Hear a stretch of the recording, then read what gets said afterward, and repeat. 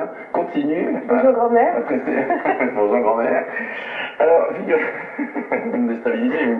Figurez-vous que cette tradition du tressage de l'osier n'est pas morte, loin de là, en France en tout cas, et ce, grâce à une étrange histoire que je vais commencer par vous raconter et qui va continuer en images. C'est l'histoire d'un curé en 1849 qui habitait une commune, qui s'occupait d'une paroisse, celle de Vilaine-les-Rochers. Ce nom est dû à cause de ses maisons troglodytes. Nous sommes en Touraine. Et donc notre équipe, Sandrine Dumas et Christian Xemery, a découvert que ce curé avait sauvegardé ce métier qui existe toujours, un métier très particulier, parce qu'il mélange à la fois le côté cultivateur et paysan et le côté artisan, que vous allez découvrir.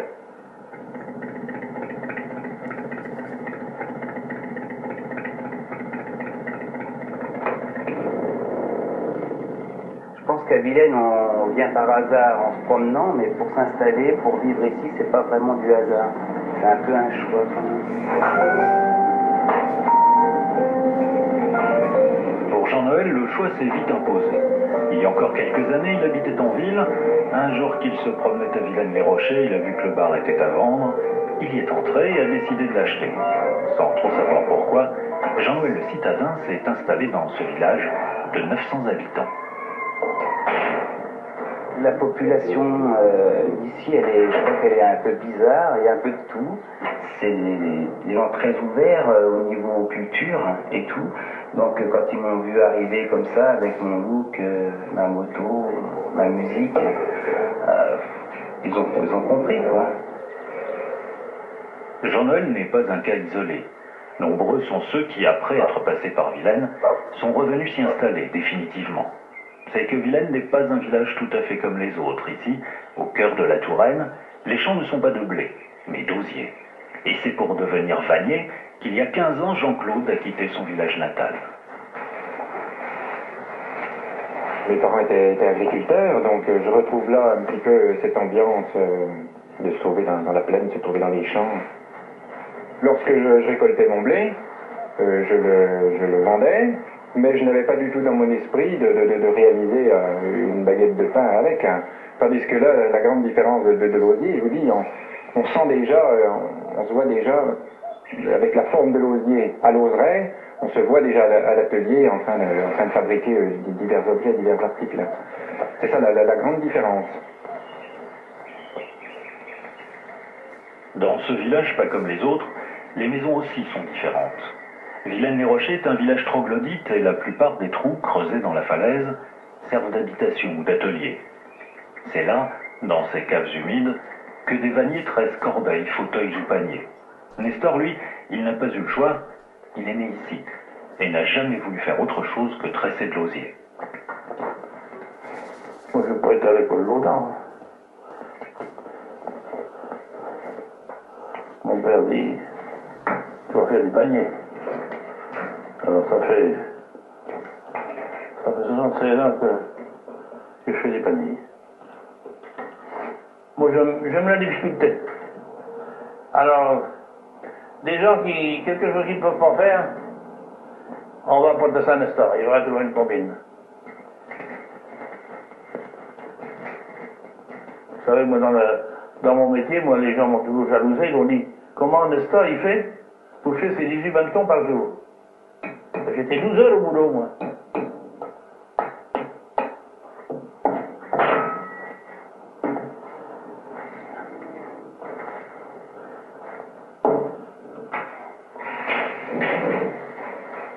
Nestor n'est pas le dernier à pratiquer un métier oublié.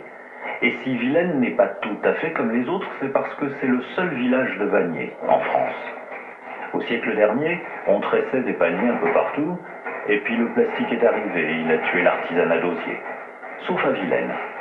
Car en 1849, le curé du village, l'abbé Chicoine, propose la création d'une coopérative de vannerie. Depuis, les vanniers unis ont toujours su diversifier leurs produits pour faire face à la concurrence déloyale du plastique. Résultat, sur les 200 vanniers français, 70 habitent actuellement à Vilaine et tous ne sont pas d'ici, ils sont venus de tout le pays.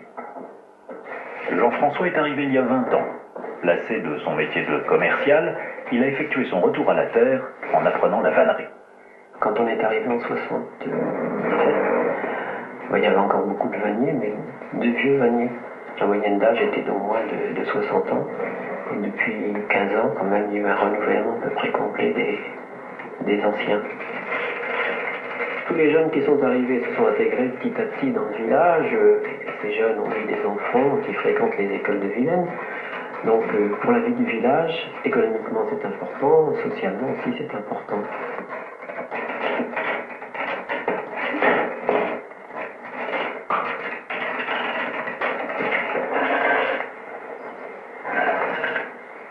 David aussi est étranger au village. En Angleterre, il tressait de l'osier, mais il a préféré quitter son île pour s'installer dans une cave de Vilaine avec sa femme. We lived for 3 years in the Camion Bleu. Pendant 3 ans, nous avons voyagé dans un camion bleu, un petit peu partout en Europe. Nous avons visité la France, l'Espagne, le Portugal. Et puis un hiver, nous sommes arrivés à Vilaine. Et nous avons été si bien accueillis par tout le monde que nous avons eu envie de rester. Il était temps pour nous de vivre une nouvelle aventure. C'est un village d'1 millier d'habitants. Oui, pour une communauté soudée, c'est beaucoup. Il y a les villageois de souche, ceux qui sont nés ici.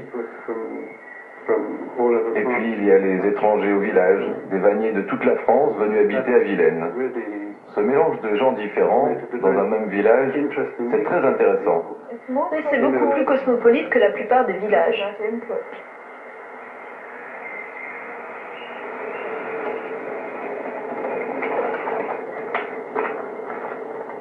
À Vilaine, la moitié des habitants vivent et travaillent sur place. La vie du village est rythmée par le cycle de la culture de l'osier.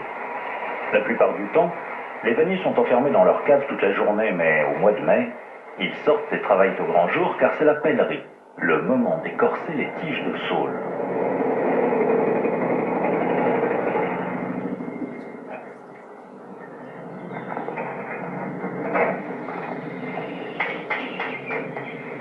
Les murs du village se couvrent alors d'osier blanc. Une fois séché et rangé en bottes dans les greniers, cet osier servira à fabriquer les commandes de l'année.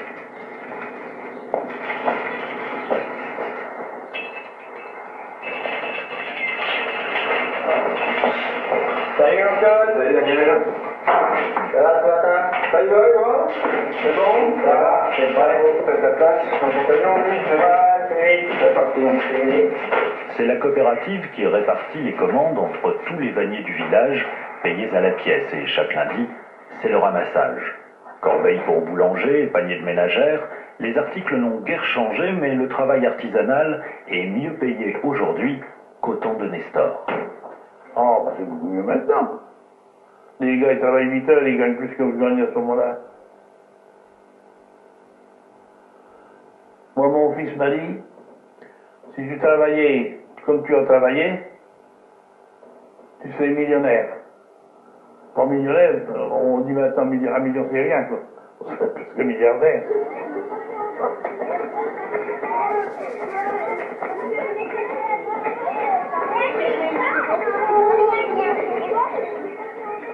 Notre pays a toujours été une vie de famille. La coopérative, c'est familial. La coopérative, un peu moins maintenant parce qu'il y a des étrangers qui sont arrivés, ça a vraiment changé. Donc, tout ça continue parce qu'il y a une bonne ambiance ici. Il ne faut pas dire, il y a une bonne ambiance.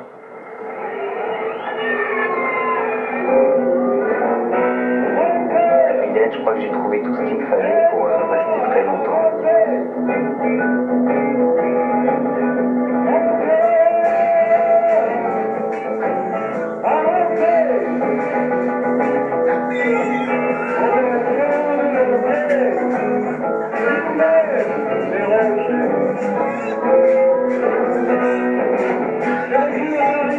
Chaque mois, dans son bar, Jean-Noël organise des concerts de blues. C'est sa passion et aussi sa manière de remercier les habitants pour leur accueil chaleureux. Car Jean-Noël est un intrus au pays de la vannerie. Il n'a jamais tressé une corbeille d'osier de sa vie. Et pourtant, il a trouvé sa place chez les vanniers de Vilaine-les-Rochers, ce village pas tout à fait comme les autres.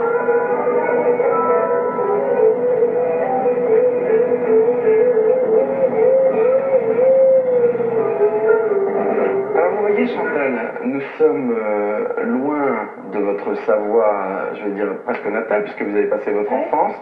Nous traversons un village anodin, banal, qui ne ressemble à aucun autre, et c'est ça que nous aimons aussi faire dans cette émission, c'est rencontrer des gens qui viennent d'horizons différents, vous avez vu, ils viennent de partout, et ils viennent pour assouvir une passion qui a l'air ordinaire, et pourtant ils l'adorent. Ils raffolent et du métier qu'ils exercent et de ce qu'ils ont à fabriquer, de ce qui sort de leurs doigts.